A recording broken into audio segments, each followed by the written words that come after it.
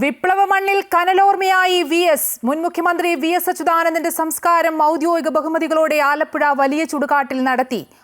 ഇനി ജനഹൃദയങ്ങളിൽ ജ്വലിക്കുന്ന ഓർമ്മ. സമരസൂര്യന് കണ്ണീരോടെ വിട നൽകി ജന്മനാട്. വേലിക്കകത്ത് വീട്ടിലും CPM ജില്ലാ കമ്മിറ്റി ഓഫീസിലും അന്ത്യാഞ്ജലി അർപ്പിച്ച് ആയിരങ്ങൾ.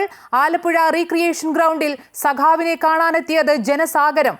തിരുവനന്തപുരത്ത് നിന്ന് വിലാപയാത്ര വീട്ടിലെത്തിയത് 22 മണിക്കൂർ കൊണ്ട്.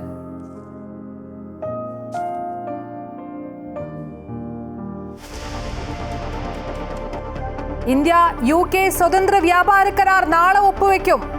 പ്രധാനമന്ത്രി നരേന്ദ്രമോദിയും വാണിജ്യമന്ത്രി പീയൂഷ് ഗോയലും ബ്രിട്ടനിലേക്ക്. ഇന്ത്യ കയറ്റുമതി ചെയ്യുന്ന 99% ഉൽപ്പന്നങ്ങൾക്കും ബ്രിട്ടൻ തീരുവ ഒഴിവാക്കും. കരാർ ഒപ്പുവെക്കുന്നത് 4 വർഷത്തെ കാത്തിരിപ്പിനൊടുവിൽ.